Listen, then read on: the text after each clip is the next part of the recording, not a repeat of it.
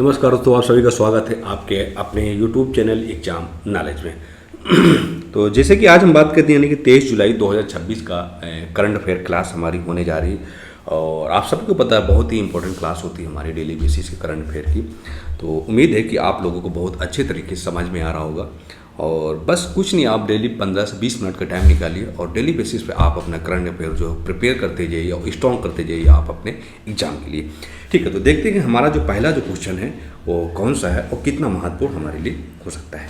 ठीक है, तो जैसे कि हम बात करते हैं कि पहला जो क्वेश्चन हमारा है कि हाल ही में किस संस्थान ने यानी कि state of food security and nutrition the world यानी कि सोफी 2026 की रिपोर्ट जो है वो क्या रिपोर्ट एक जो है वो क्या वो जारी की गई है। ठीक है, तो ये रिपोर्ट जो है जारी की गई है, तो ये रिपोर्ट जो है वो किस संस्था द्वारा जो है वो क्या जारी की जाती है। जैसे कि विश्व बैंक यानी कि वर्ल्ड बैंक या राष्ट्रीय संयुक्त राष्ट्र खाद्य एवं कृषि संगठन यानी कि FAO और अंतर्राष्ट्रीय मुद्रा कोष यानी कि IMF या विश्व स्वास्थ्य संगठन या WHO। ठीक, तो ये हाल ही में जो यानी कि स्टेट फूड सिक्योरिटी की अगर हम बात करते हैं तो ये जो रिपोर्ट है वो किस संस्था द्वारा जारी की जाती है।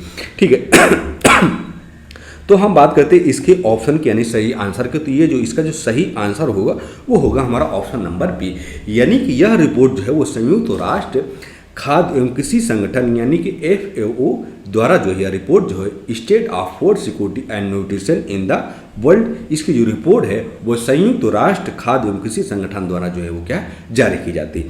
तो FAO द्वारा जारी सोफी 2026 की रिपोर्ट की अगर हम बात करते हैं तो ये क्या है, भुखमरी, खाद्य और असुरक्षा और कुपोषण की स्थिति का विस्तृत जो है क्या वो विश्लेषण करती है। और यह रिपोर्ट नीतिगत निर्माताओं के सतत विकास यानी कि SDG 2 यानी कि जीरो हंगर हासिल करने के लिए आवश्यक सुझाव जो है वो क्या वो देती है।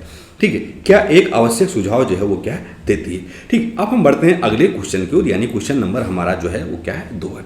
अब क्वेश्चन नंबर 2 में ये है कि पॉलीमर बैंक नोट जो है वो क्या है। जैसे कि अभी इससे पहले हम बता चुके हैं आपको, हमारी जो 22 जुलाई की क्लास की आप करेंगे करंट अफेयर उसमें आप देखेंगे तो जो हमारा पॉलीमर बैंक नोट्स है तो उसके संदर्भ में जो किस संस्था ने एक नई अध्ययन पहल की जो हो क्या घोषणा की गई। ठीक है, तो इसकी हम आंख बंद करके इसके हम अगर ऑप्शन देखें तो ये हमारा हो जाएगा ऑप्शन नंबर सी, यानी कि पॉलीमर नोट्स जो है वो भारतीय रिजर्व बैंक यानी कि RBI द्वारा जो है वो क्या जारी की गई। तो RBI ने कागजी नोटों की तुलना में अधिक टिकाऊ और पर्यावरण अनुकूल विकल्प के रूप में पॉलीमर यानी कि प्लास्टिक बैंक नोट के व्यवहारिक उपयोग पर ध्यान केंद्रित किया है। ठीक है, तो यह कदम जो है नोटों की आयु बढ़ाने और नकली नोटों के संचालन को रोकने के लिए उद्देश्य जो है क्या है उठाया जा रहा है। ठीक, इससे क्या होगा, जो नकली नोटें हैं उनसे क्या है नकली नोटों के संचालन को रोकने से ये कदम जो है काफ़ी महत्वपूर्ण हो सकता है। और ये एक जलरोधी यानी कि पानी में भी खराब नहीं होगी और इसका जो यानी कि लाइफ जो है वो काफ़ी लंबी होगी, नहीं कि 2 से 2.5 से यानी कि 3 गुना लाइफ इसकी जो है हो सकती है। ठीक है, अब यहाँ पे अगला क्वेश्चन हमारा है। अगला क्वेश्चन ये है कि हाल ही में चर्चा में रहा दुष्ट लीग। ठीक, दुष्ट लीग जो है वो क्या है।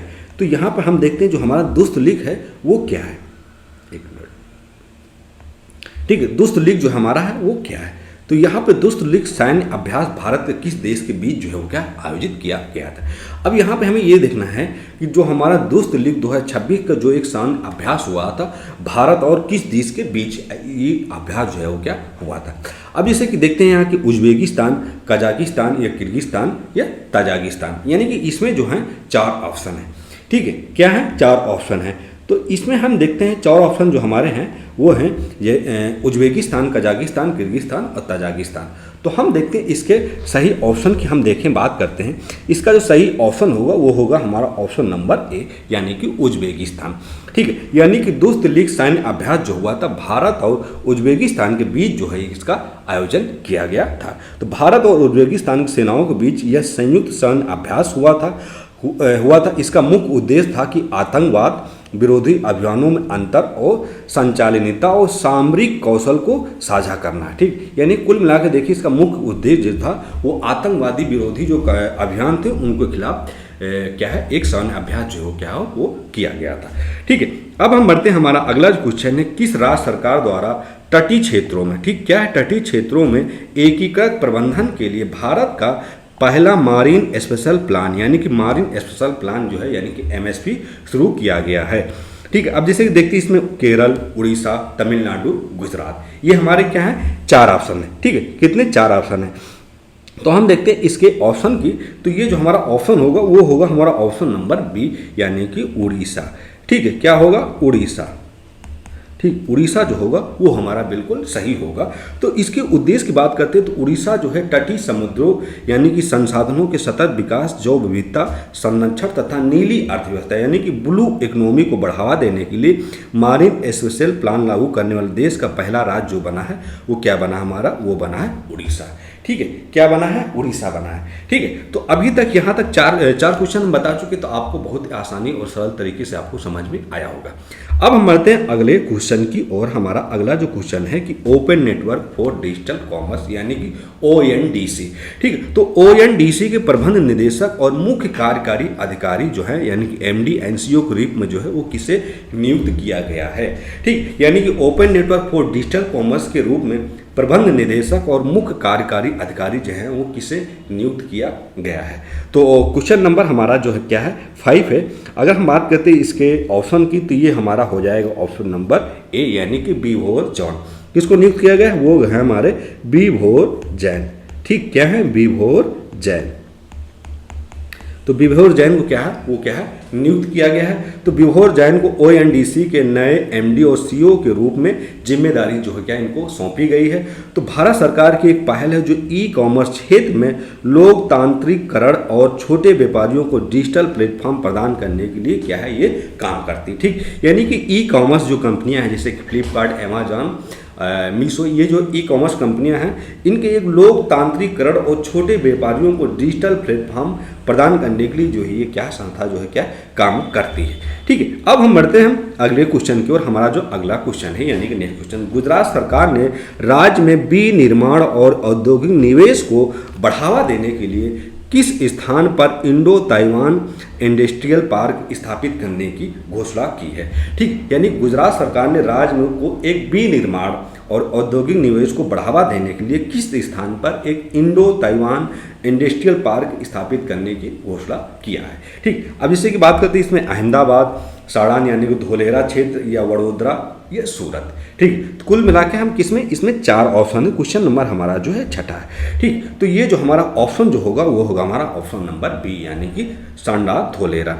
ठीक है, क्या हो जाएगा हमारा धोलेरा, धुलेरा क्षेत्र। ठीक है, धुलेरा क्षेत्र।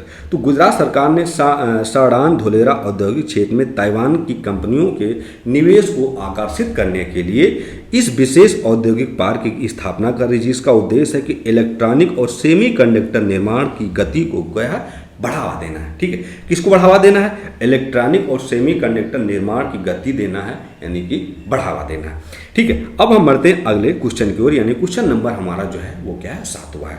तो PM सूर्य घर मुक्त बिजली योजना का मुख्य उद्देश्य जो है वो क्या है। ठीक, यानी कि ये PM सूर्य घर मुक्त बिजली योजना का मुख्य उद्देश्य जो है वो इसका उद्देश्य जो है वो क्या है।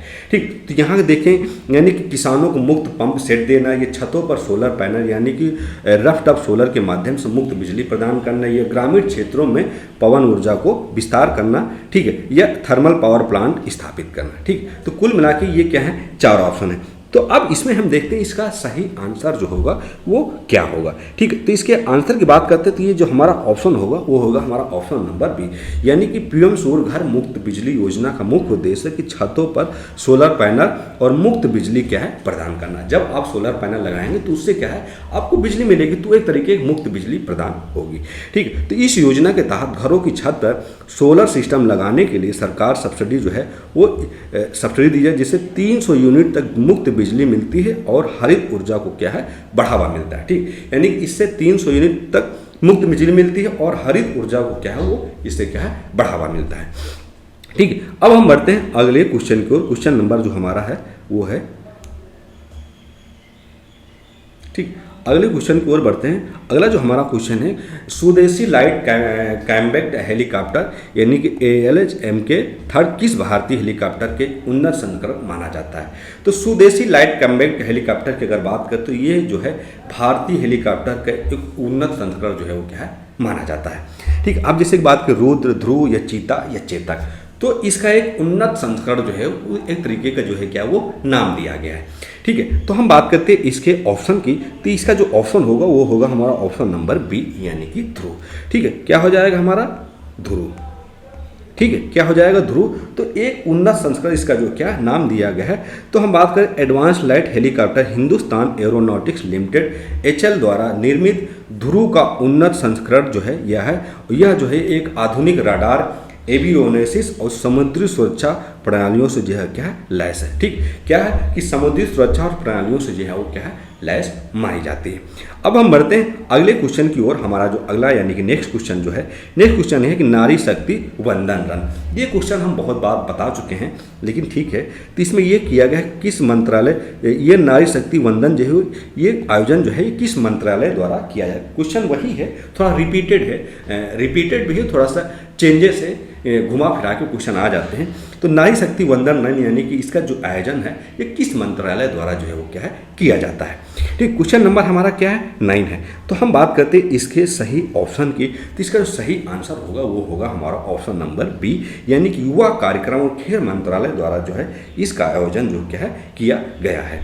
ठीक है, तो महिलाओं में स्वास्थ्य और जागरूकता, खेल भावना और शक्तिकरण को बढ़ावा देने के उद्देश्य से युवा मामलों खेल मंत्रालय द्वारा इस दौड़ का जो क्या है वो एक आयोजन किया गया है।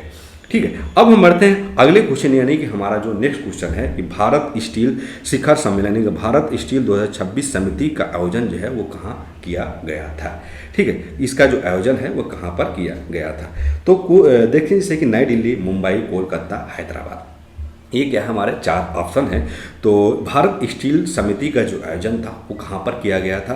तो हम बात करते हैं इसके यानी सही आंसर के, तो इसका जो सही आंसर होगा वो होगा हमारा ऑप्शन नंबर ए यानी कि नई दिल्ली में भारत स्टील 2026 का जो आयोजन था वो नई दिल्ली में किया गया था। तो भारत स्टील का आयोजन नई दिल्ली में हुआ था। इस सम्मेलन में भारतीय इस्पात उद्योगों में नवाचार, ग्रीन स्टील उत्पादन और वैश्विक आपूर्ति श्रृंखला पर जो है क्या एक तरीके से क्या है वो चर्चा की गई थी। ठीक है, मुझे उम्मीद है कि आपको हमारी ये जो अभी तक क्लास है, ये करंट अफेयर क्लास है, बहुत ही अच्छे से, बहुत ही सरल तरीके से समझाई जाती है, बहुत अच्छे से आसानी से आपको चीज़ें समझ में आ रही होंगी। आई होप, उम्मीद है हमें कि आपको जितने भी आने वाले कॉम्पिटिटिव एग्जाम है दावे के साथ कह सकता हूँ कि हमारे बहुत से पढ़ाए हुए क्वेश्चन करंट अफेयर के आपके एग्जाम में आएंगे।